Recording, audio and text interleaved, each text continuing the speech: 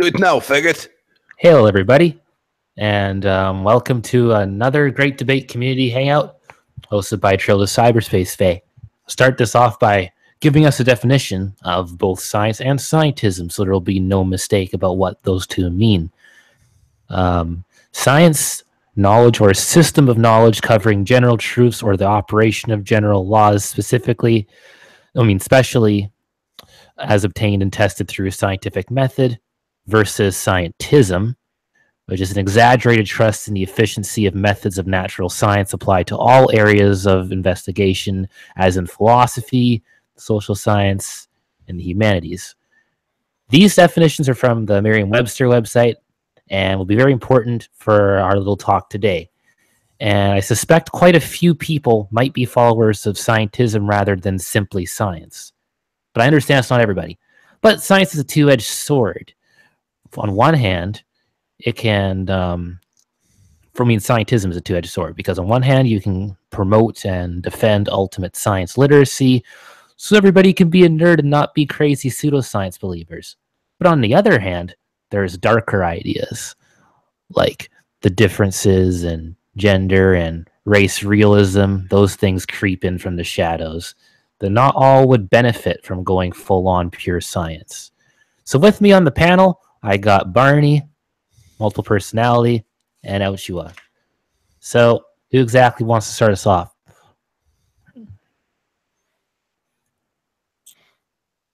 Nobody. Nobody. Right. So, what did you say, Merriam-Webster? Scientism, methods and attitudes typical or attributed to natural scientists, an exaggerated trust in efficacy of the methods of natural science applied to all areas of investigation, as in philosophy, social sciences, humanities. Yeah, okay. Yeah. There are two definitions. I have heard of the second one. The first one seems trivial. Yeah, the first one feels like it's more of a colloquialism, like anybody can say. Oh, in that case, what was your definition of science again? Science. Well, there's actually a lot of definitions of science if you were to check it. Because I know you use knowledge and truth, but I would be more comfortable with provisional knowledge or provisional truth, because science always. I basically said I said knowledge or a system of knowledge covering general truths or the operation of general laws, especially as obtained and tested through the scientific method. I like it. So, what would you think would be the difference between science and philosophy? Because it seems like that's what the whole issue is. It seems like, some people are claiming that philosophy is dead, as Stephen Hawking said, and that we just need to trust in science now. Ooh, I wouldn't do that. Well, okay. I would say I would ask the panel a question. I would say, what would be the, if you guys would bear with me 1 second, what would be the most reliable source to get to truth that we as human beings would use today? And I would suggest the scientific method, but maybe you guys would have some other way of maybe determining the best way of getting the truth. Well, if we're just going to grant that everything that we see around us is for sure the truth, and that there's no way that any of this can be an illusion or some sort of delusion, then I guess the best that we have is just being able to simply use science, like observation, the testable and the repeatable and all that stuff. But if we're going to get in deep into what could be that we can't even prove is the case, going down deep philosophy land, thanks everybody, then maybe science isn't the best method. But so far, as we know, our senses and the world around us is reliable for us relying on. Yeah, but philosophy isn't all about that, right? Because it's also about other things like morality and whether or not we have a soul and a bunch of different things like that, which science doesn't really tell us anything about. And whether, universal skepticism is not really, it's a part of philosophy and maybe has too much focus. Fair enough. I don't think that's the only thing. And so my answer is that I think science is good for determining sort of finite things like particular things in the world and how they operate, but it doesn't get us to more. It doesn't really get to the more universal ideas. So, Ochi, would you say that it will never be possible to scientifically describe morality? I don't think that it's discoverable through the scientific method, so for me, like, to answer my question from before, the difference between philosophy and science is simply that science involves experimentation. All it can really give us, and even coming from somebody who doesn't really like a lot of philosophy stuff, all it can really give us is simply what I would call shared values, basically values that are the most common among the human species, but it doesn't tell us nothing about whether those actions are right or wrong. Yeah, but if you want to know whether science can test can determine something, just ask whether it can be experimented on. I mean, you can survey people, and you can do experiments and social experiments and stuff like that, but the best you're going to get is just what values are shared by the general populace. It's not going to tell you anything about what exactly is the ultimate morality. What kind of scientific tests could you form that would turn up with, oh, well, this is what we ought to do? So for the social sciences, what we are talking about is the current state of them. There is no good way of collecting experimental data for the social sciences. Yeah, exactly. Proves out finding. Yeah, but does not mean couldn't be. Yeah, I mean, I'll grant that we don't know what that would be, but yeah, for now, no. All the sciences that we have, used to be philosophy. That does seem a little bit of a stretch, though. Why? I don't know if you ever could develop like an experiment, that kind of thing. Because I mean, that seems to be outside the realm of just simply, I guess, the way physical objects interact with each other. It's the is-ought gap. Science tells us what there is. It doesn't tell us what there ought to be. So the problem with social sciences is that you have to ask people to evaluate themselves and give you a verbal answer. So when you ask them, do you love your marital partner more now than you did at the beginning of your relationship, or vice versa, you're getting an opinion. And they might interpret your question in different ways, and they might remember different ways. Right. But hypothetically, you could scan their brain at one point in time and scan their brain in a different point in time. And if you have sufficiently developed theory of brain, you'll be able to not only to get the correct answer, but also get the context. And wait, so how is this brain scan determining what is right and wrong, though? Sure, we can say that, oh, because the brain scan, this first thinks this or that, but it doesn't show us how that's right or wrong. So, okay, that depends on the definition of morality. Right? Yeah, see, exactly. That's where it gets into philosophy. So that definition will always fall down to philosophy. Well, will hypothetically always fall down to philosophy. Again, the question is whether or not we will discover something truly new when we get to the point of really doing experiments on the psyche, on getting objective data on human psyche. Because it's a hard the natural science, the natural science of physics was a philosophy. It was a natural philosophy. It was trying to describe the world until we got to a point where we could have the technology to actually test it. At that point, everything that was done before was just the starting point, which was overcome in a matter of years and then overcome again in a matter of years.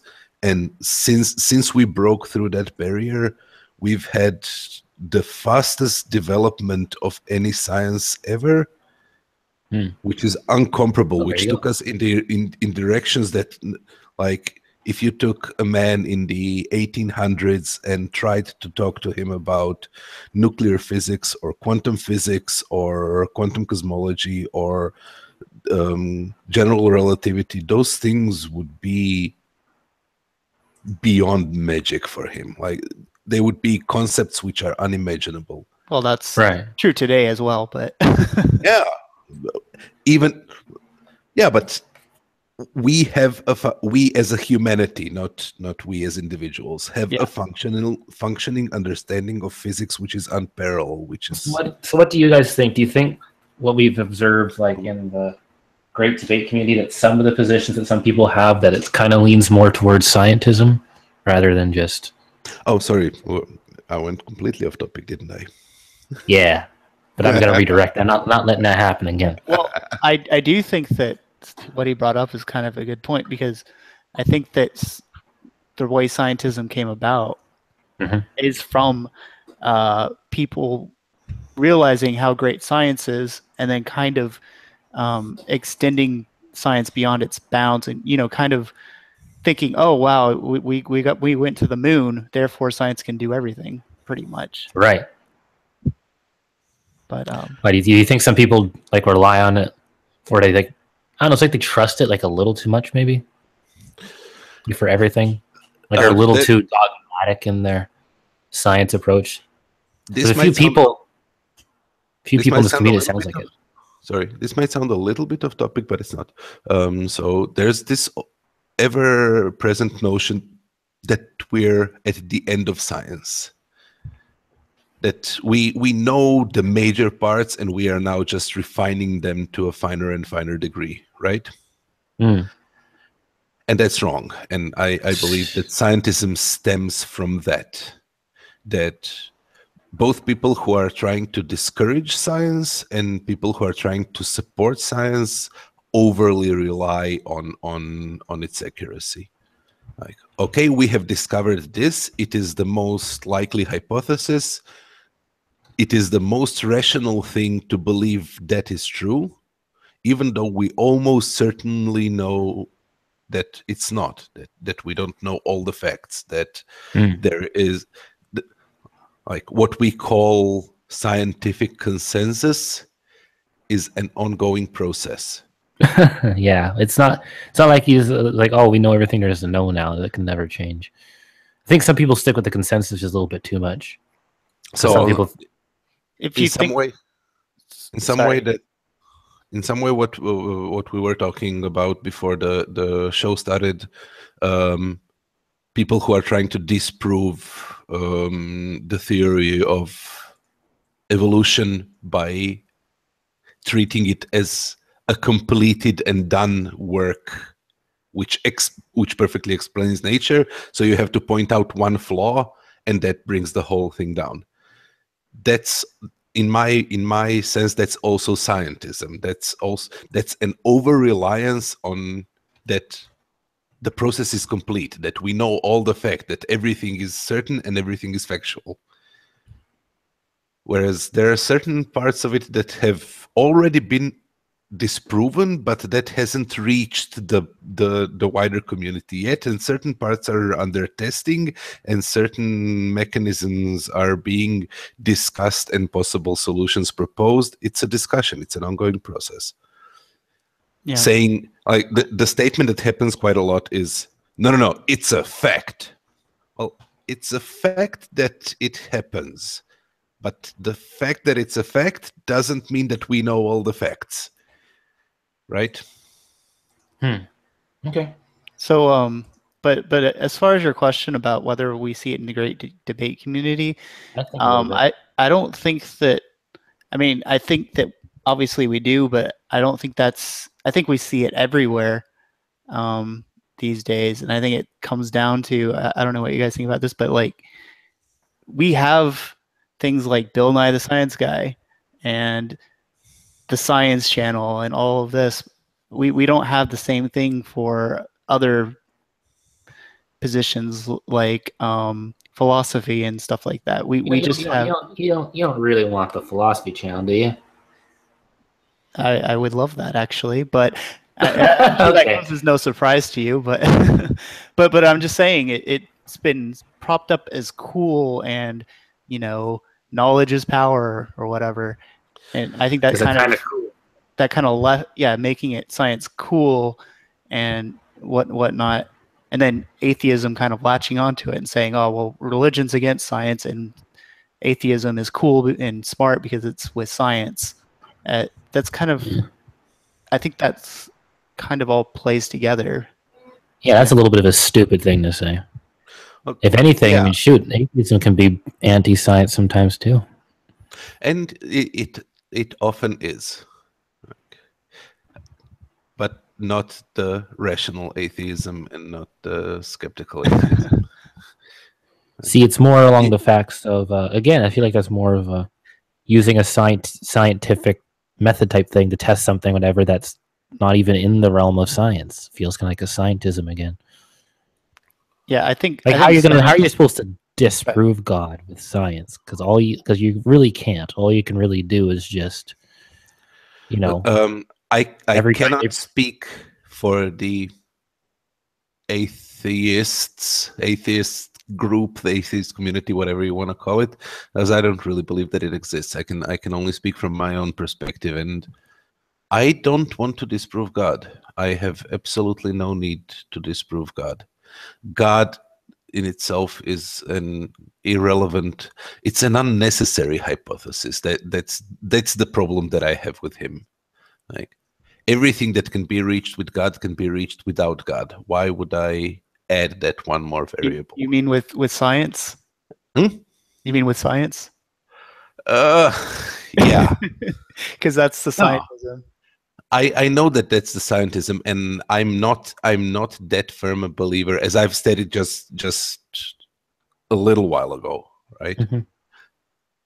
I think that there is an over-reliance on science, as in saying it's done and it's secure, and whatever science says, that's right. it. See, exactly, and that's the thing where it's like it never changes. Like, no, it does. No. It changes daily, every day. Mm-hmm. You cannot take any statement. You can take very few statements in science and say that this is the final state of this statement. But the problem with scientism, from my perspective, isn't that it's the optimism that people are way too optimistic about science. They think that someday the questions that were asked about God, like why is there something rather than nothing, is going to be answered by science. And that's really a philosophical question, right? Yeah. Oh, he just did this little dropout thing. Oh, no, he's back. Don't worry. He's not dead, I hope. He's still alive. Or not. Either way. The whole... I'm here. I just noticed I was muted. So, I agree with that. The science... So, it's a very Give me just 1 second. The question why is a very problematic question, right?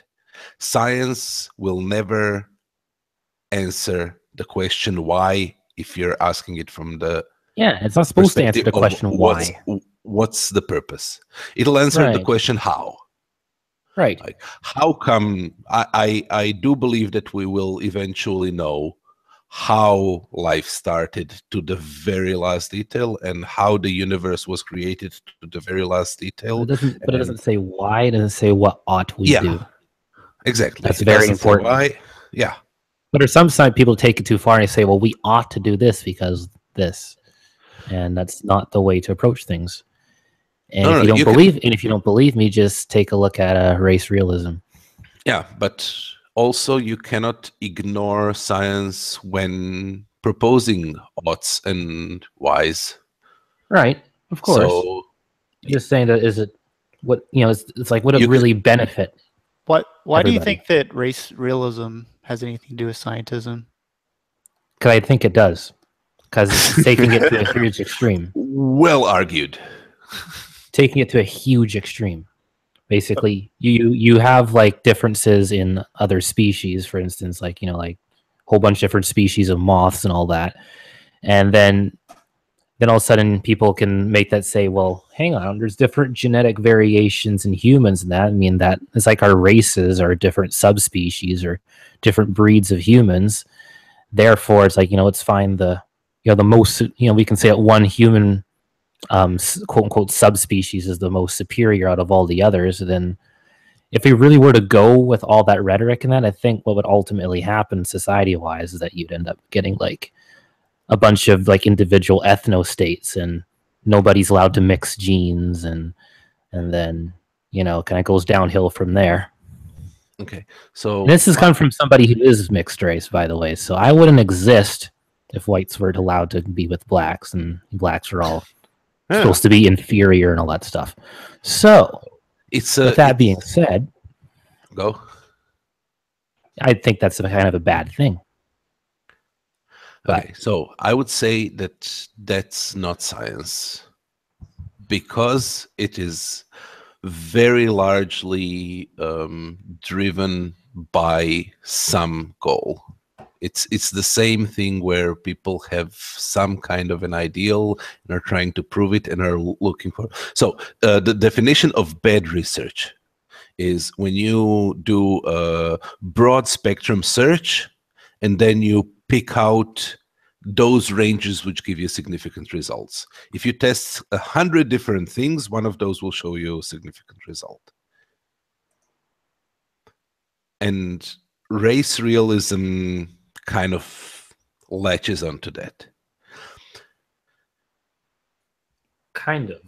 Yeah, it does. So let me ask you this. Some people can wiggle their ears and some people can't. If you split them by that parameter, do you think you would find that the distribution of, I don't know, intelligence is equally spread among them? I don't know if it'd be equal, but I mean, there will be a minor variation. And if you take people who can roll their tongues, and if you take people who have blue eyes versus people who have brown eyes, whichever criteria you take, you will not get an exactly same result. And in some situations, it will vary more, and in some situations, it will vary less. But, well, yeah, my issue with this, I don't think that everybody's taking different sociological factors into effect when they do these kind of surveys and that. Yeah. Or they take surveys, they don't exactly kind of account for all the different factors that could be attributing to the fact that certain people have a higher or lower IQ. Instead, they say, oh, look, these people that just happen to be this race, if you want to use that term, just happen to have this much of a higher IQ compared to these people. And it's like, oh, must be a genetic thing. When in reality, you know how many different factors there could be that contribute to that? Not just genetics, but also how you were raised, your social strata, like as far as if you're a lower class, higher class person. This goes on. I agree, but I've heard that it's mostly genetic. I've heard that from Jordan Peterson, and I don't know if he's biased or I don't think he's okay. You've heard that what is mostly genetic? IQ, it's mostly related to genetics, or there's a large genetic component. So you've read the bell curve, right? Right, and I don't think I think the bell curves, even if it's, you know, the truth that say blacks have a lower IQ on average, right? That wouldn't say anything about how we should treat somebody as a race. Because that explains why people around here think I'm an idiot. Because the bell curve overlaps with white people. So there are two terms that you have to take into account there: effect size, and of course environment. So there is no doubt that there is a measurable difference that they have measured and that is there. And by the way, I've read the bell curve, and the guy has gotten way more criticism than should have been done, and he really was very careful and very unbiased in what he has done, how he's done his research. wasn't even supposed to be a race thing the way he. That wasn't even originally the point of his book. Yeah. But so first thing is effect size. And he says it explicitly in the book, and that's anybody who is listening to this, if there is any inclination from you to say, oh, on average anybody is lower or higher, that means diddly squat for you. That based on that, you cannot take any single person in the world and predict anything about them, because it's about averages. Right. Because the bell curves overlap so much that if you are about average and you take a person of any race, to use that term, you will have about equal chance that that person is smarter of you or lower than you. The one thing that you can almost certainly guarantee is that they're not going to be equal to you. That's the smallest group that exists, whatever your IQ. So the effect size is something that a lot of people don't know how to calculate into knowing that on average it's lower. Mm-hmm. And that's why a lot of activists are fighting against even letting that information circulate broadly, like in the scientific circles. It's okay where people, but let's not use those terms too much, because there are so many people who are so hungry about latching onto that information and then inferring from it that should dictate the social order and the social structure. Right. Right. It makes more sense. If you're worried about IQ, it makes more sense to just organize people based on IQ. So one of the big so IQ, general IQ, the big G that's in the bell curve, measures your ability to solve new problems, to solve problems that you have not yet encountered. And in some ways, what the talking point, the punchline that a lot of people use is it measures your ability to solve an IQ test. And that is in some ways true. But on the other hand, it can be developed. It can be trained. It can be a person who is willing to sit down and solve enough different kinds of problems, their IQ will go up. And that's one of the scientific things that aren't that controversial and so aren't talked about. You can train, when you train a person for a new job to an old age, their brains will rewire and restructure and grow new connections, and you can actually raise your IQ. Yeah. Also, even if, well, I've heard Jordan Peterson claim that maybe this was just on a lower level, like they just didn't teach people right, but they claimed that it was that they tried to do that and they found that you couldn't really change IQ, at least not significantly. But well, I'd like to see how they were actually testing those people. Yeah, there are other factors besides IQ that determine whether you're going to be successful in life. So again, even just organizing people based on IQ doesn't make sense. Right. It makes more sense to, just let it happen naturally, because people that are more successful in life are more likely to pass on their genes anyway, regardless of what arbitrary class you put them in. And IQ really is only like one type of intelligence, so there isn't. Yeah. Yeah, you can be super smart and just spend all your time playing video games, and no, it's not be very not successful. just about smarts. There are many different categories of intelligence. So if intelligence is defined as the ability to solve new problems that you have never encountered before, some people are more inclined to solve mathematical problems, others are more inclined to solve social problems. Right, exactly. Yeah. Like some people are more social intelligent than educated, and vice versa. Yep. If you're, you know, autistic, you might be really good at solving math problems, but you know, you might not be so good at finding a mate and climbing the ladder socially. Right, exactly. But so do we want to bring this back to scientism? Yeah, so what we're doing here in this chat all this time.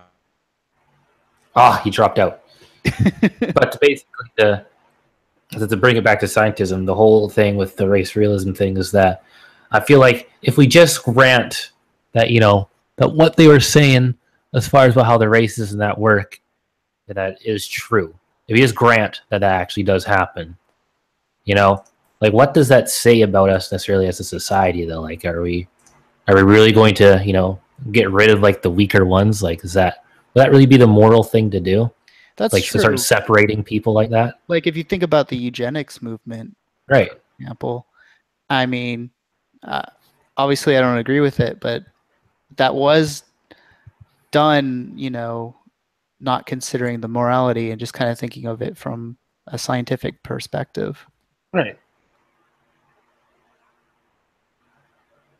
So yeah.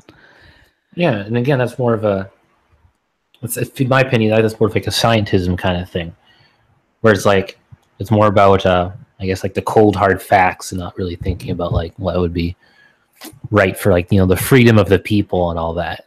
And I know some people don't care about that. They want just the cold hard facts. They don't really care about like other people's feelings and all that.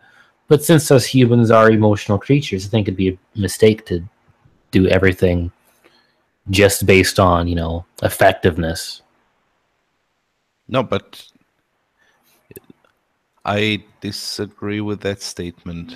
It should all be about effectiveness. It's just that if you're measuring effectiveness by ignoring humanity and ignoring the social circumstance and ignoring the society that's going to exist around you and your progeny, then you're not considering the whole thing. Then you're not considering the It also depends on what your goal is too. Fair enough. I mean, it seems like emotion should be a factor, but you're you know, you have to have facts, and facts is, in my position, isn't only from science, but you have to have facts to be able to determine how you can you know, help people flourish emotionally. Yeah, I can see that. But do you feel that well, I don't know. I mean, see, as far as the whole scientism thing, it's like I guess it's interesting in theory, like, you know, to base everything off the scientific method. It's just it kind of gets into the whole ethical questions, right? Because something might make sense to do on a scientific level, but on an ethical level might not make so much sense to do. Well, I mean, it's really self-refuting, because if you can't prove science using science, right? You can't prove that the scientific method is correct using science, because that'd be circular. So you have to have some foundational reason for believing that the scientific method is the best method to use without using science. So, yes, there will always be a need to define the term best. Best for what? Well, yeah, more than that, but you have to be able to determine.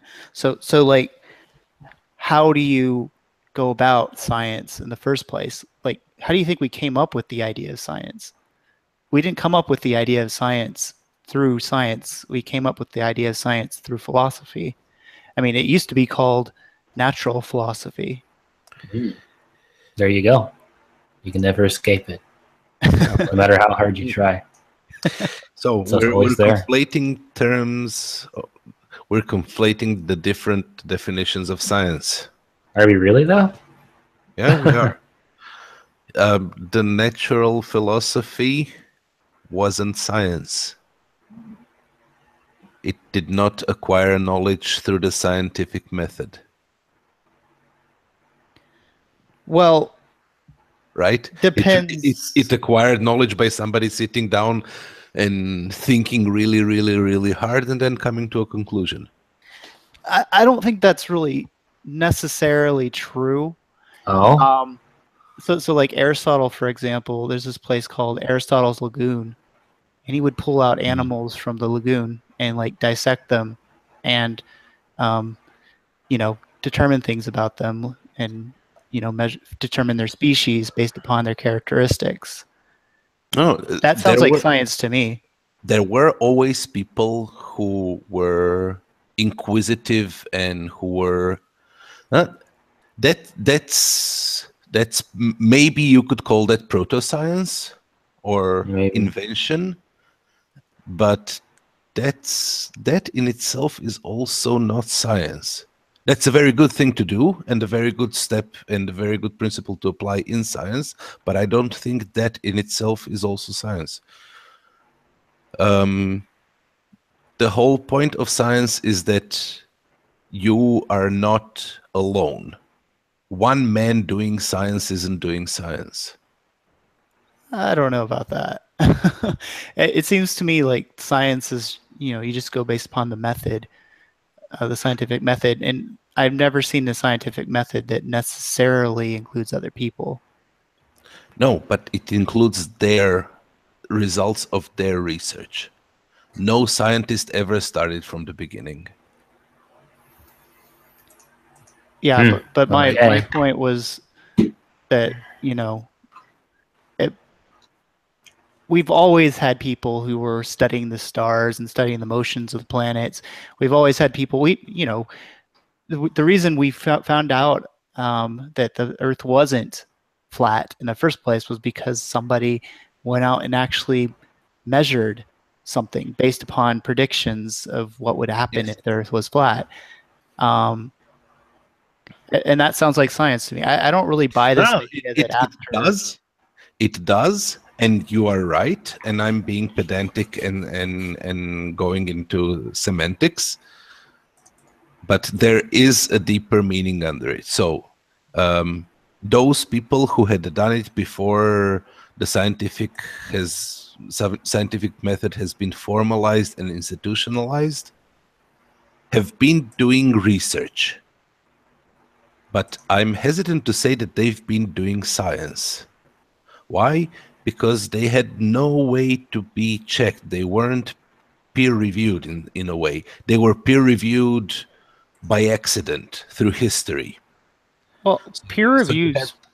You have the example of that Roman physician, what's his name, who had come up with the idea... who had come up with the idea of humors and who had wrote... I think that was Hippocrates. No, it wasn't. Galenus or something like that.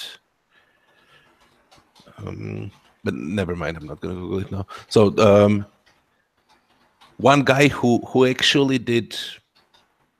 He was a physician in the arena, and he saw a lot of injuries to the gladiators, open wounds, organs, broken bones, see them working live, and then based on his experience wrote up what medicine should be. And his book was used and not questioned for hundreds of years without anybody ever looking one step further. So he was doing research, but he wasn't doing science. The point of science is exactly that you have to check, recheck, adapt, discard anything that proves not useful, and keep only the useful stuff, only the most useful stuff. Yeah, I don't really buy that. Why? I think that the people did check and people did question.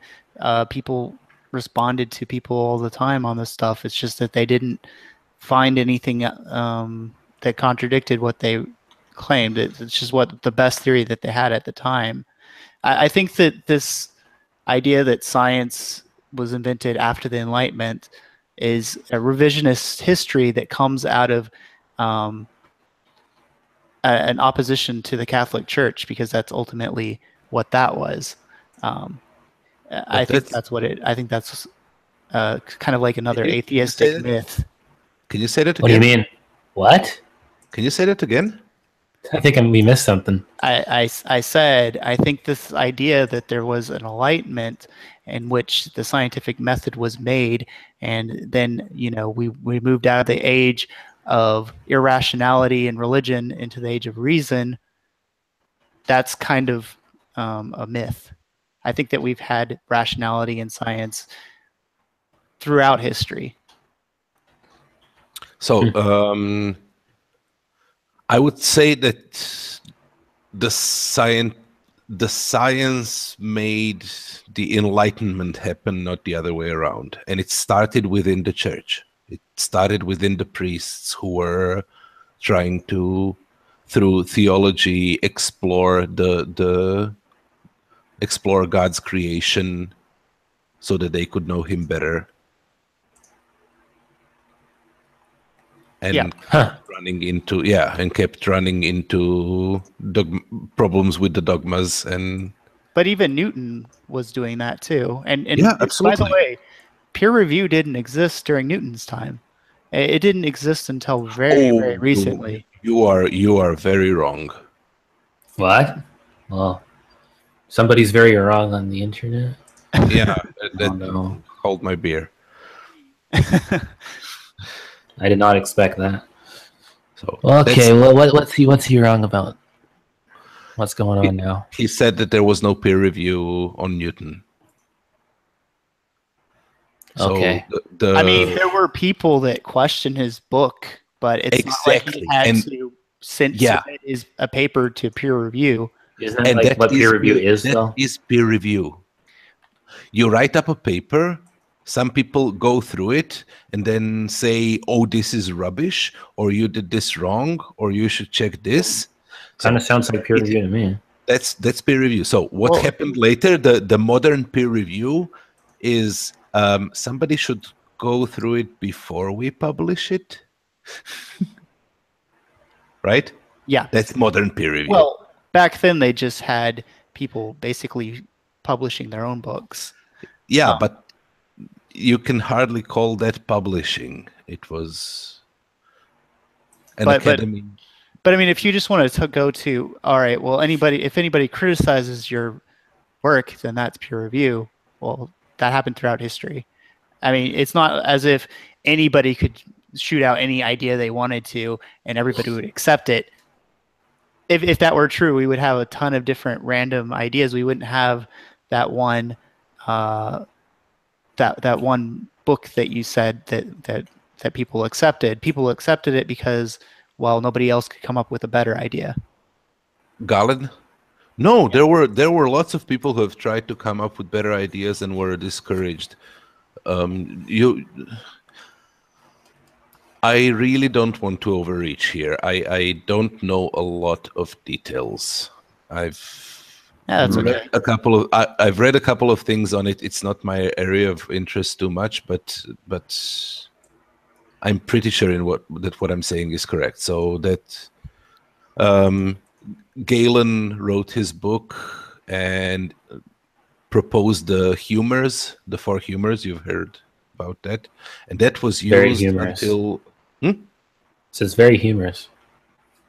Very humorous. The black bile, the phlegm, yellow bile, and blood. Yeah, I remember that. Yeah. Yeah, and that's where the idea for leeches comes. Oh, you just have too much blood. We need to balance out your humors, and that was used all the way to the Enlightenment and beyond. Right? There you go. Yeah. But there were people who were trying to actively fight it, and there were, as far as I know, there were several different times when people have come up with the germ theory or its equivalent, with the idea that it's the dirt and that we're ingesting that we should wash our hands before operating on people and stuff like that. Right. And somebody would come with the Galen book and say, "Nah, look, it says nothing about that in the book. Don't do that." Yeah, we know exactly. There was criticism, and it was shut down because it wasn't as well supported. Kind of goes back to the scientism thing, and if you really think about it, exactly. Yeah. So are we holding dogmatically to what those guys wrote, or are we gonna try and see if it's legit? Yes, no, maybe. But so like, if you go back, I think that a lot of people confused the fact, you know, like in hindsight, we know that a lot of these ideas are correct. Like, for example, the whole Galileo controversy, right? Obviously, now we think, oh, well, obviously Galileo was correct. But what I've read is that at the time, he didn't have enough evidence to actually demonstrate that it was correct. And that was the issue that people had with it. It wasn't just that, oh, well, this is dogma. It's that he didn't have the evidence to show that it was correct for sure. Yeah. He was teaching it as fact. He didn't. He wasn't. Well, he wrote a book proposing his ideas. And in that book, he wrote his observations and proposed. So that's one other thing that kind of happens a lot, and maybe that's also a form of scientism and present in our community as well. People not understanding the concept of supposition turning to hypothesis, turning to theory, turning to, right? So first thing is, you can suppose whatever the hell you want. You should suppose it based on the available data and available knowledge, but you can do science with any supposition you want. If your supposition is there is God, cool, that's a supposition. That's a scientific supposition. And people sometimes, what? It's not a scientific supposition. No, it is. I maintain that it is. See, that's scientism. But no. See, wait. Supposition doesn't mean anything. It doesn't prove anything. It is a statement that you are going to try to draw some conclusions from. Yeah, right? But so people usually classify the existence of God and stuff as a philosophical issue. No, it is.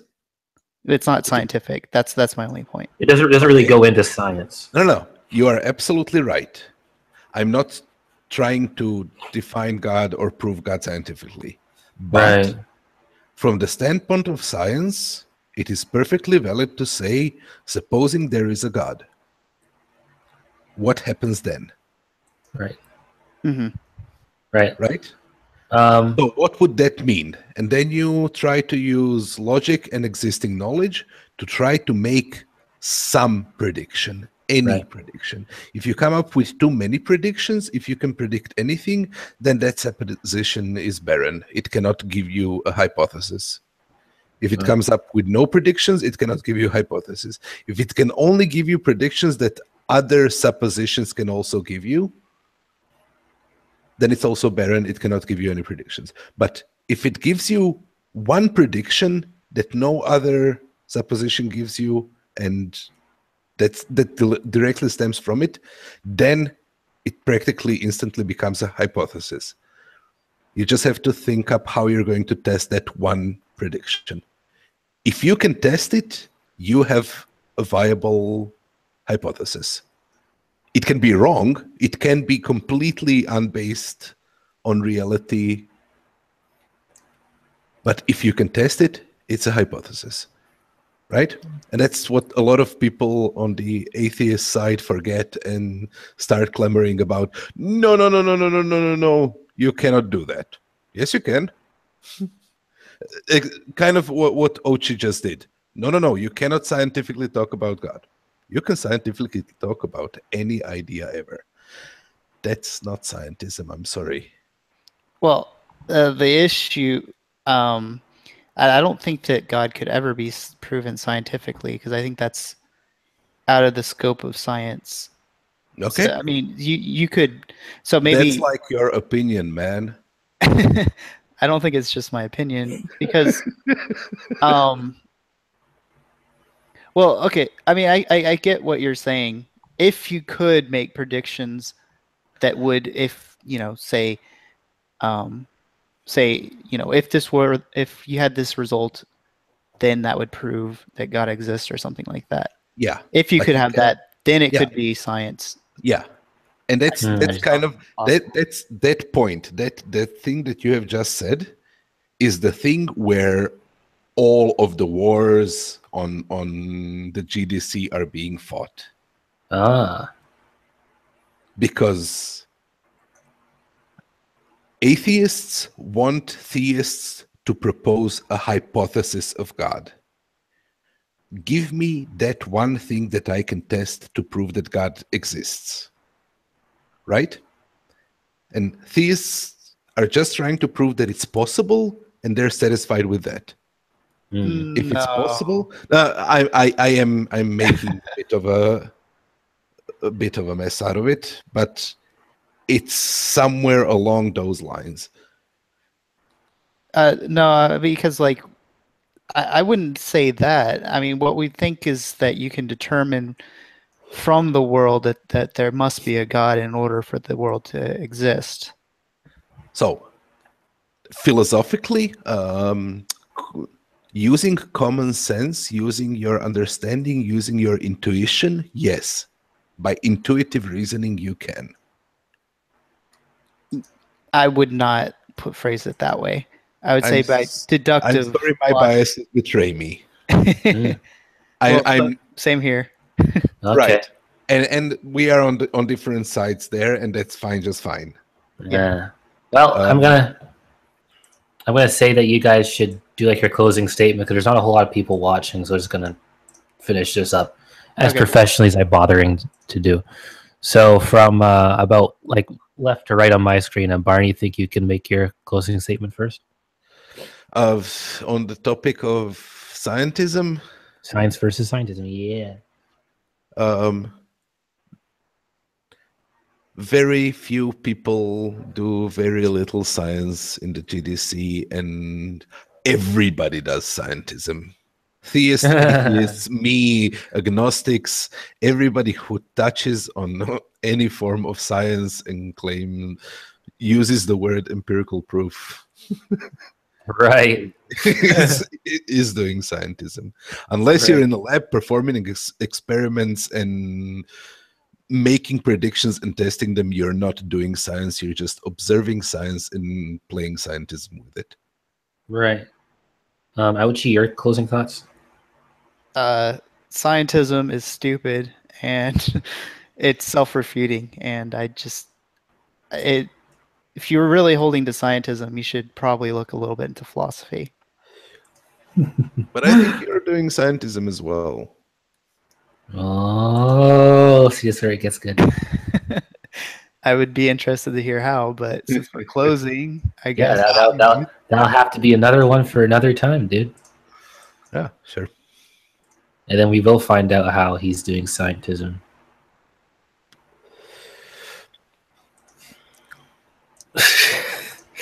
Yeah, everybody's guilty of it, so. As I said. Yeah. So, thanks everybody for watching this Science versus Scientism, Know the Difference Google Hangout.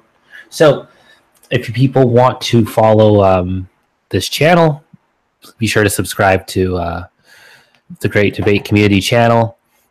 That way you can be notified when these conversations go on. You can post your little musings about theology, science, and philosophy over at the Great Debate Community Google Plus page.